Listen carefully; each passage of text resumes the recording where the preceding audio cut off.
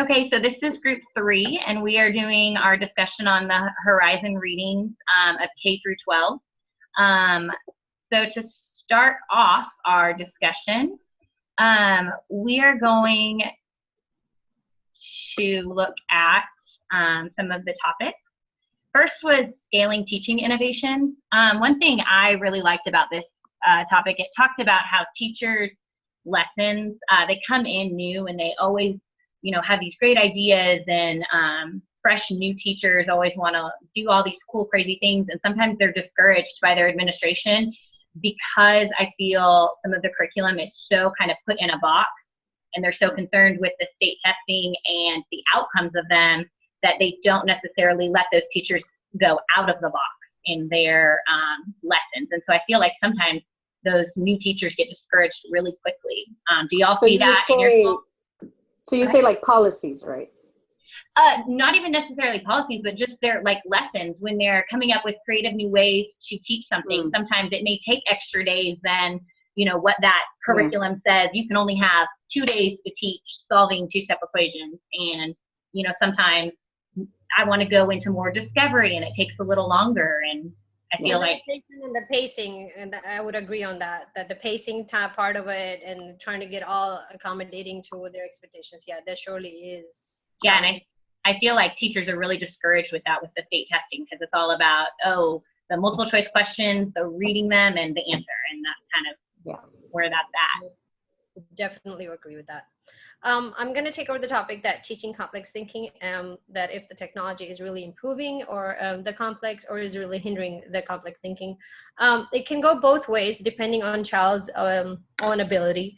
I have seen students who can take the technology because they have a little more schema on that, a lot more skills based on it, and they take it up a notch, and that really gives them open-ended results.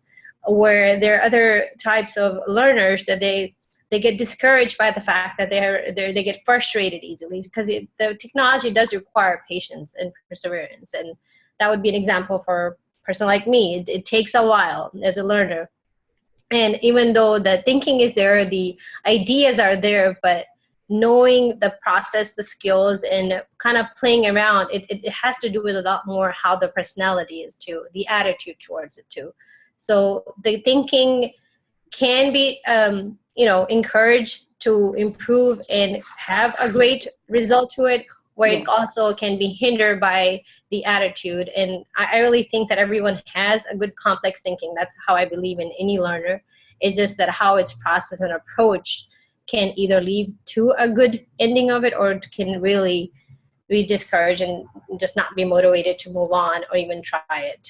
Do you think sometimes, I know with my high school kids, they get an answer right away from, they're so used to asking Siri or Google or all that, and they get an answer right away from the internet, and they're not, they really don't want to continue to search even further. So they kind of are so used to stopping. So I almost sometimes think that complex thinking is hindered because of how advanced our technology. The instant feedback, like I just want the instant gratification. Yeah, I actually wrote something on that.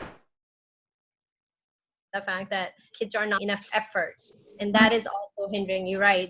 That's the complex thinking, because I just want a quick instant feedback. Exactly. Yes, okay. And the next topic is going to be integrating technology in teacher education. And my favorite new term is bring your own device. I think this is probably the most taboo part of education, because, especially with technology, because it's something that, when a kid has a cell phone or an iPad, what do we do as teachers? We take it away. At least I did when in elementary school. Like, you're not supposed to have that. Yeah. And at the same time, it could be something that can be utilized. Imagine something like special, like Schoology or Edmodo, where you could buy bringing to school, and that they're obsessed with right now, and utilize it in their favor. And I think that right now, we're not there with technology.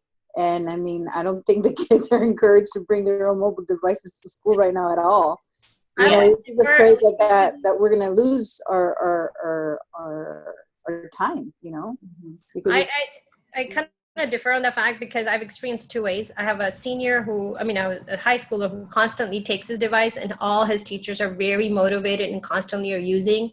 Like if he were to lose a phone, he just gets frustrated because they go in, they take a quiz on the phone, everything is projects, they research on the phone. It's really much used.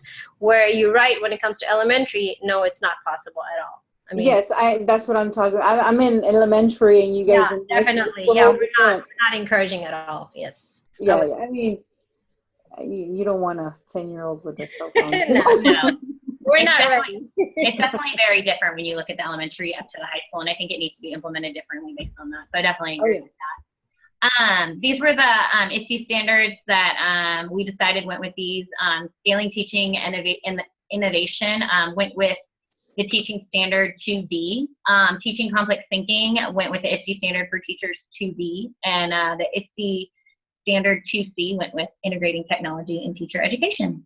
So this is our discussion over our first Horizon topic for our group 3. Thank you for listening. Thank you.